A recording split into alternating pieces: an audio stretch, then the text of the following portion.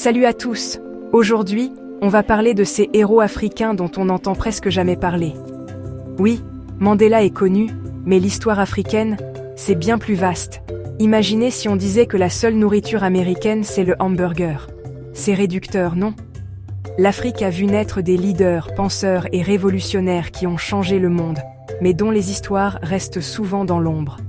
Ces figures, effacées des manuels, sont des leçons vivantes de courage et d'innovation. Aujourd'hui, on va découvrir 5 personnalités africaines qui ont marqué l'histoire de façon inoubliable. Prêt pour un voyage inspirant? C'est parti! Premier arrêt. Thomas Sankara, le président révolutionnaire du Burkina Faso. Surnommé le Che Guevara africain, Sankara est devenu une icône de la lutte pour la justice sociale et l'émancipation du continent.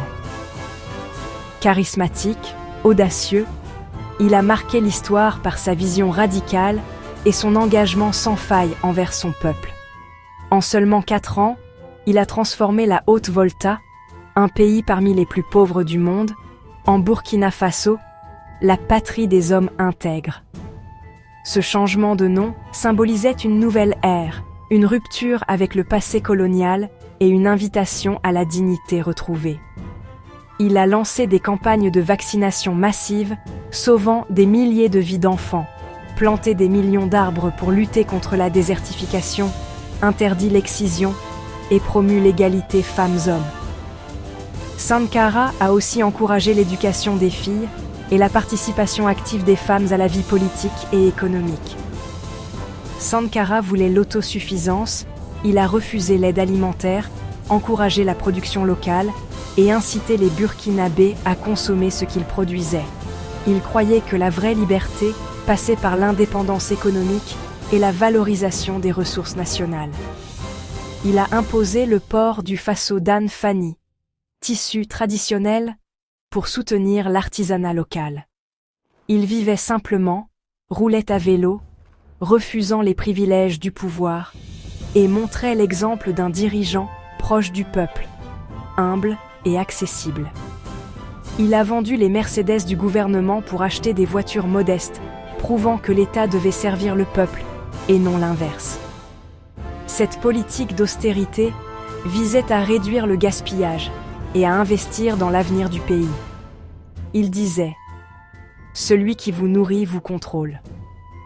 Pour lui, la souveraineté alimentaire était la clé de la liberté.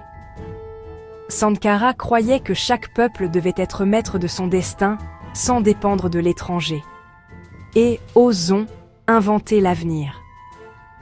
Il encourageait la jeunesse à rêver, à créer, à ne pas se résigner. Son message résonne encore aujourd'hui, invitant chacun à croire en la possibilité d'un avenir meilleur.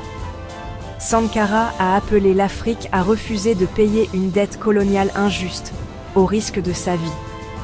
Il dénonçait l'exploitation et plaidait pour une Afrique unie, solidaire et indépendante, capable de s'affirmer sur la scène internationale. Son franc-parler et ses réformes dérangeaient. En 1987, il est assassiné à 37 ans, victime de son engagement et de son refus de compromis. Sa disparition a laissé un vide immense, mais aussi une flamme qui ne s'est jamais éteinte. Mais son héritage reste, il incarne l'intégrité, le courage et l'espoir pour toute une génération. Partout en Afrique, des jeunes continuent de s'inspirer de son exemple pour rêver d'un avenir plus juste. Sankara prouve qu'un leader visionnaire peut changer le destin d'un pays, même face à l'adversité. Son histoire rappelle que l'audace, la droiture et la volonté peuvent transformer une nation et inspirer le monde entier. Place à Wangari Maathai, la femme qui a fait pousser l'espoir au Kenya. Son histoire est celle d'un engagement inébranlable, d'une vision qui a changé le destin de milliers de personnes et d'un combat pour la nature et la justice sociale. Première africaine lauréate du Nobel de la paix, elle a révolutionné son pays en plantant des arbres. Ce prix prestigieux a reconnu non seulement son action écologique, mais aussi son courage face à l'oppression et son engagement pour l'égalité. Issue d'un milieu rural, elle a étudié à l'étranger, puis constaté la déforestation et la pauvreté à son retour. Elle a vu les rivières s'assécher, les sols s'appauvrir et les communautés souffrir du manque de ressources naturelles. Sa solution ? Fonder le Green Belt Movement en 1977. Un mouvement novateur qui allait mobiliser des milliers de femmes à travers le pays pour restaurer la terre et leur avenir. Former les femmes à planter des arbres, leur donner un revenu et restaurer la dignité. Grâce à ce projet, les femmes sont devenues actrices du changement, retrouvant confiance et autonomie. Planter un arbre devenait un acte de résistance contre le régime autoritaire. Chaque graine plantée était un geste de défi, un symbole de liberté et d'espoir pour les générations futures. Malgré les arrestations et violences, elle n'a jamais cédé. Son courage a inspiré d'autres à se lever pour la justice, même face à la répression. Elle disait « Lorsque nous plantons des arbres, nous plantons les graines de la paix et de l'espoir. » Pour elle, chaque arbre était porteur d'un avenir meilleur, d'une promesse de paix durable. Plus de 51 millions d'arbres plantés, des paysages transformés, des écosystèmes restaurés et une nouvelle vie pour des villages entiers. Des milliers de femmes autonomisées. Elles ont retrouvé leur pouvoir, leur voix et sont devenues des leaders dans leur communauté. Son combat a inspiré l'Afrique et le monde. L'écologie, la démocratie et les droits humains sont indissociables. Son héritage continue de grandir, semant l'espoir partout où l'on plante un arbre. Maatai a prouvé qu'une idée simple peut transformer une nation. Son exemple nous rappelle que chacun, à son échelle, peut changer le monde. Un arbre à la fois. Cheikh Anta Diop, le savant sénégalais visionnaire, a bouleversé l'histoire en réaffirmant la place centrale de l'Afrique dans la civilisation mondiale. Son parcours exceptionnel a inspiré des générations entières à repenser l'histoire du continent africain, longtemps marginalisé ou déformé par les récits occidentaux. Arrivé à Paris pour étudier la science, il s'est attaqué à un mythe profondément ancré. L'idée que l'Afrique serait sans histoire, sans grande civilisation. Face à l'indifférence, voire à l'hostilité de certains milieux académiques, Diop a persévéré, convaincu que la vérité devait être rétablie. Il a démontré, preuves à l'appui, que l'Égypte ancienne était bel et bien une civilisation africaine, intimement liée au reste du continent. Par ses recherches sur la langue, la culture et l'anthropologie, il a mis en lumière les liens profonds entre l'Égypte pharaonique et les peuples africains. Sa thèse, d'abord rejetée par l'establishment, a fini par s'imposer lors d'un colloque historique de l'UNESCO au Caire en 1974. Ce moment a marqué un tournant, obligeant le monde à reconsidérer l'apport de l'Afrique à l'histoire universelle. Diop a montré que l'unité culturelle africaine existait, malgré la diversité des langues et des peuples. Il a révélé que sous cette diversité se cachait une profonde cohérence, un héritage commun qui relie les Africains à travers le temps et l'espace.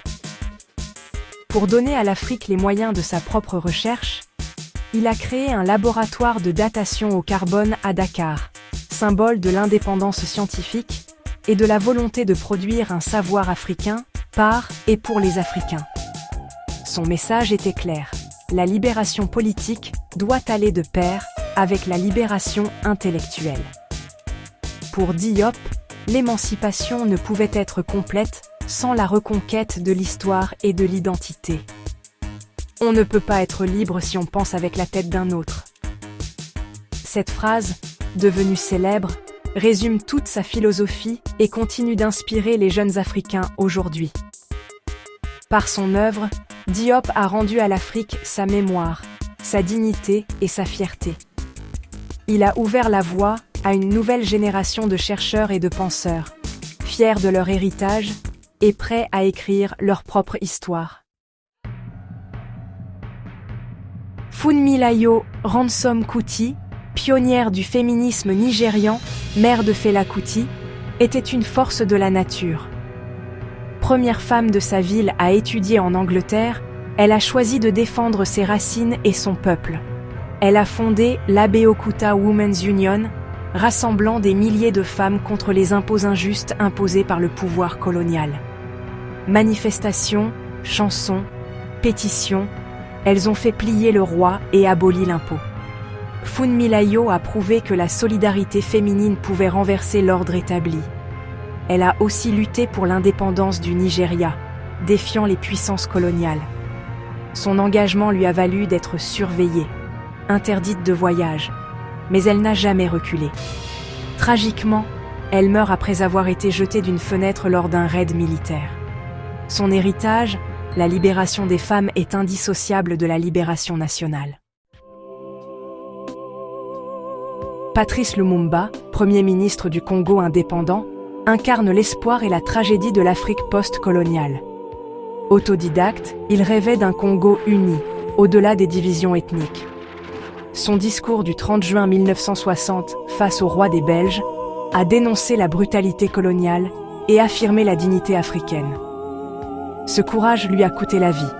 Il est renversé, capturé, puis exécuté avec la complicité de puissances étrangères. Son corps dissous dans l'acide, ils ont voulu effacer sa mémoire. Mais Lumumba est devenu un symbole de souveraineté et de résistance. Sa dernière lettre à sa femme résonne encore. L'Afrique écrira sa propre histoire, une histoire de gloire et de dignité.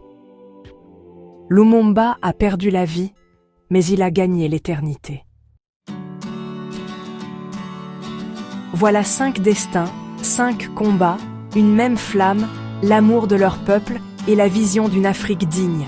Leur héritage vit à travers chaque jeune, chaque femme, chaque militant qui se lève aujourd'hui.